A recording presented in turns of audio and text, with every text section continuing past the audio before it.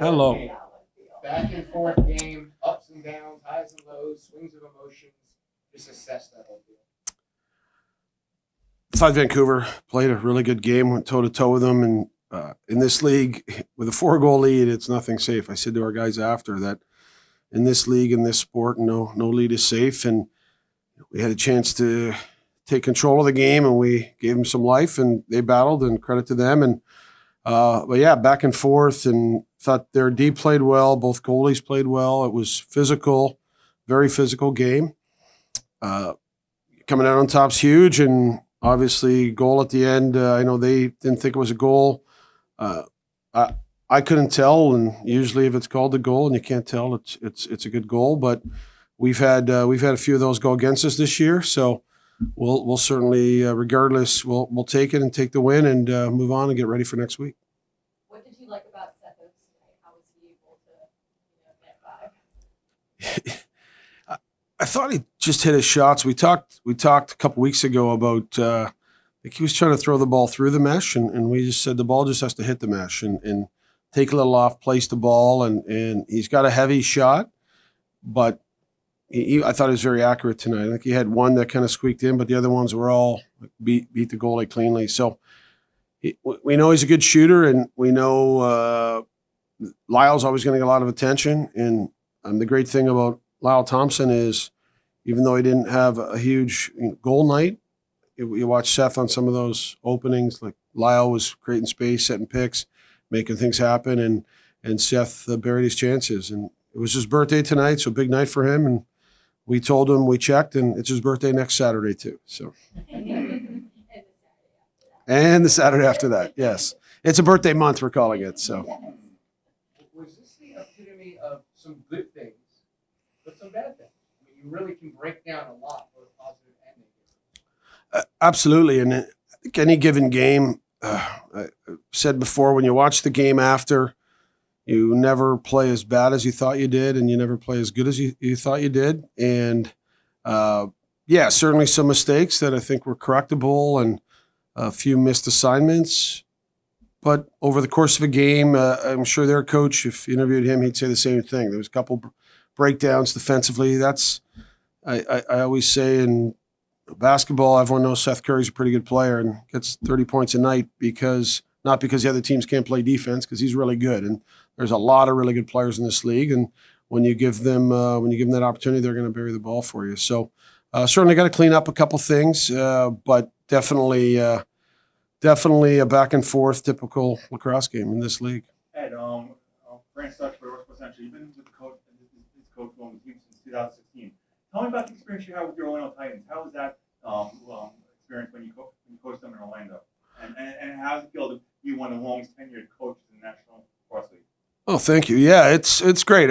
We love what we do. Every coach, every player. It's an honor and a privilege to play in this league. So we cherish every moment of it. And many guys have other jobs, and we always say when you come to this job, it never feels like work. We love it so much. And Orlando was a great experience. We thought we had lost the year before with New York in the championship game in the final, and we thought we were going to be right there the next year. And we finished first again in the East and lost in the semifinal. But it was great, and I thought Orlando could have been a really good market, and we were getting fans down there. It just our owner decided to end the franchise, but it was a great experience. Our guys loved it down there, and there's nothing like Southern hospitality. Whether you're in Georgia or Florida, people were great, and a great experience for us. It feels like the season just began, but yet when you break it down now, when you come back home, you don't go back out on the road. It's wild. You've got some road games now, then 5 back at home. How do you compartmentalize this stretch? It is weird. We've had, any schedule we had this year was better than the schedule we had last year with all the off weeks early. So we're not going to complain about the schedule, and being at home down the stretch is great. I mean, we get great crowds and great energy here, and guys love being here. It's great, great weather, great everything's great about being down here. So.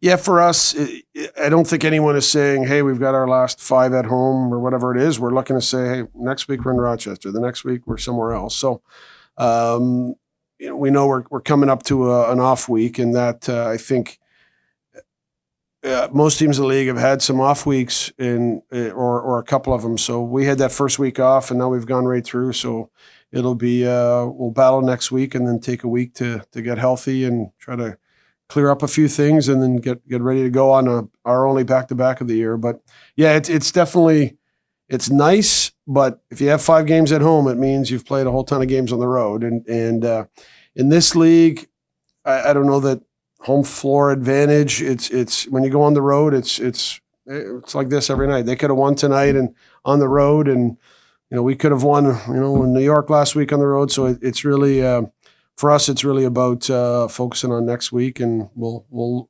enjoy when we get to March and April and being at home. But right now, we're kind of focusing on Rochester. And final one from you, Coach. Second halves at times have been an issue. The guys have gone cold. 16 minutes, 17 minutes of only 1 goal. I think Shane's at one point. How do you assess that? Why are you guys going cold sometimes?